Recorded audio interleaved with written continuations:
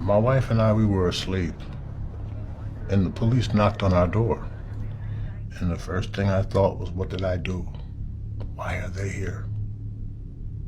My name is Vernell Bass, and I lived across the hall from Jeffrey Dahmer. The officers told us that we had to evacuate the building, and I saw that, hey, there's a lot of police over in Jeff's apartment. And the first thing I said was, is Jeff okay? And one of the officers said, yeah, that's fine. And I wondered, why did he use that phrase?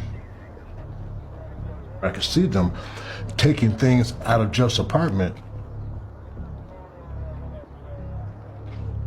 And the officer said, yeah, 11. I said, 11 what? He said, we found 11 skulls. That was horrible. It was horrible. To know that someone that I had liked as an individual to commit all of these crimes, I was in a state of shock.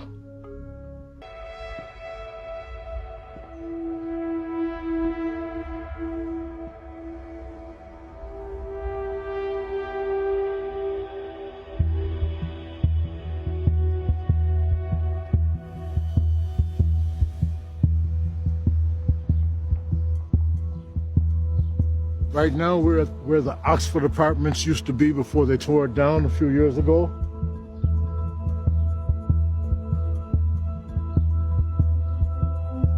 Back in the early 90s, this entire area was considered to be a drug city. You would be walking down the street and you would find bags of crack on the pavement. And you'd have dealers standing on the corners. Everywhere you looked, you would see someone selling drugs.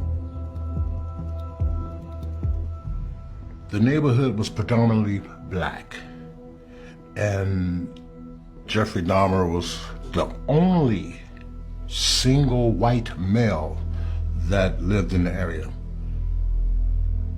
For him to choose this place was ideal because the police were concentrating for the drug activity, so he was hiding in plain sight.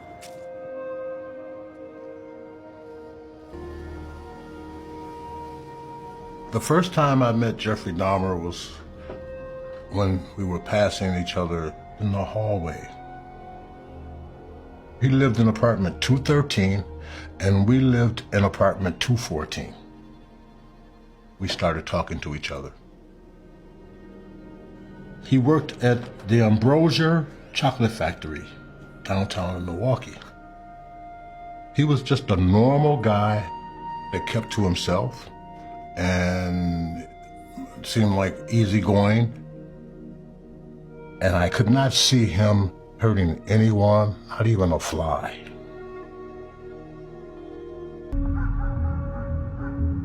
There was a night where the smell woke me up. The first thing I thought was that our cat had took a poop on our kitchen table. And it turned out that the smell was coming from apartment 213, Jeff's apartment. The next morning, I went to work, and my wife, she waited for him to come home. She was fuming. And he told her that his freezer had stopped working overnight and the meat had spoiled. I totally believed his story.